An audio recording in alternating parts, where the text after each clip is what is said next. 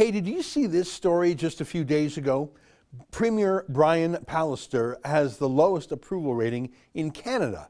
Poll.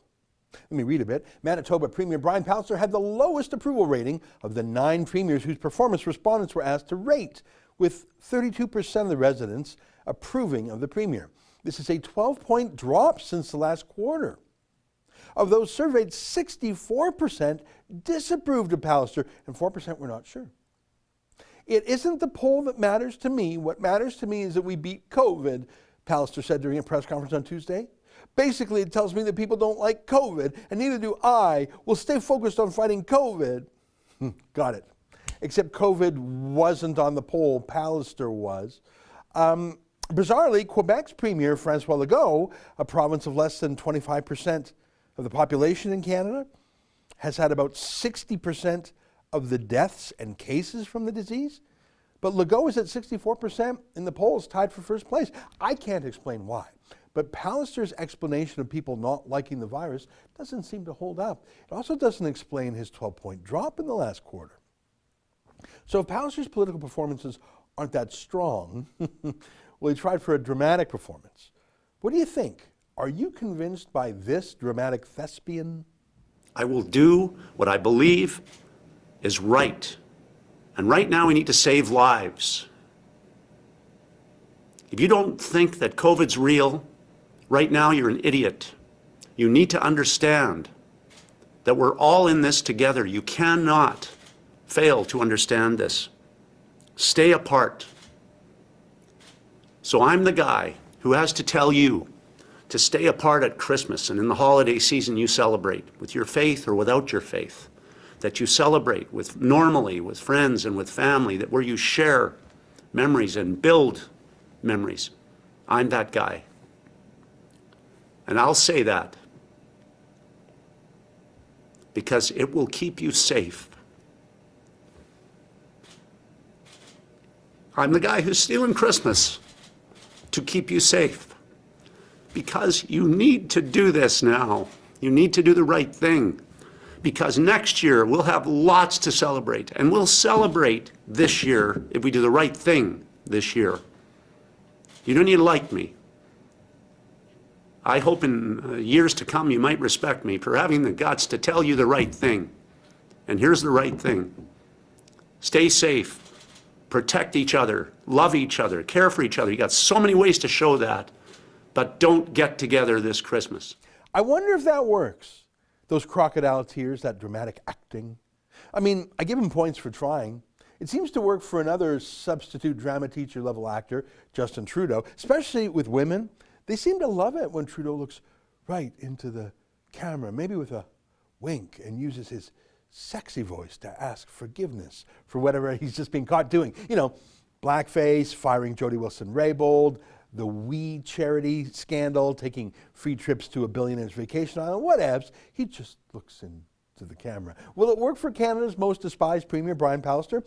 I have to say it's probably more effective than Pallister's last attempt. Instead of being sad, remember when he was practicing being nasty? It's clear that, unfortunately, some organizations and individuals just aren't getting the message. In all, across Manitoba last week, 95 tickets had to be issued. That's roughly 10 times the number of tickets that was handed out at the start of the month. Looking back at last week, the combined total of fines was over $125,000. But it's not about the money. It's about preventing situations that hurt people. Situations like the one I'm about to describe. One of the tickets had to be issued to a hotel in western Manitoba that had its beverage room open and had people playing pool in it. That hotel was the Corona Hotel, which I have had a beer or two in my life, and it's a nice hotel in Glenella, Manitoba. But guys, don't do things like that. This is disheartening. If you break the public health rules, there's a good chance you might get your name mentioned on TV.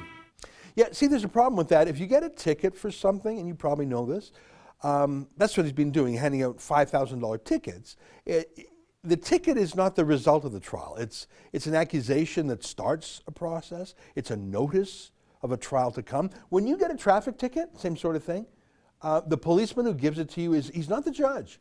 He's the accuser in a way. You can say, all right, you got me, fair cop. Or you can say, no, no, no. Or you can say, it's just not worth fighting, I'll pay it. But that's your choice to concede without a trial, because on every ticket, if you ever got a ticket, it's clearly laid out how you can have a trial, and you can make your case to the judge, and he's the final decider. Not that I've ever had a ticket. I wouldn't know. People just tell me these things. Anyway, so people are innocent until proven guilty. That's another way of saying, you probably heard that phrase. It's why during trials we always say the alleged murderer or the accused murderer, because it hasn't been proven yet. Until the judge rules and makes official findings of fact and law, and then the appeals are exhausted. He ain't guilty yet.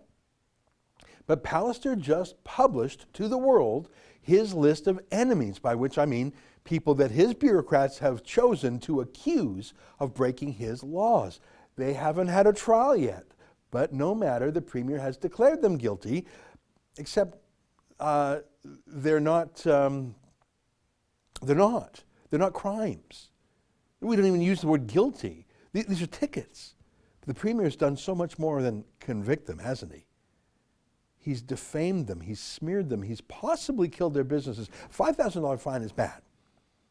But the Premier of the province denouncing you to the whole world, that'll bankrupt a guy. I wonder if that is why Pallister is the most hated man in Manitoba. That's an excerpt from my daily show, The Ezra Levant Show. Every day I do a monologue on the news of the day, then I interview an interesting guest, and then I read my hate mail. You gotta subscribe. Go to rebelnews.com.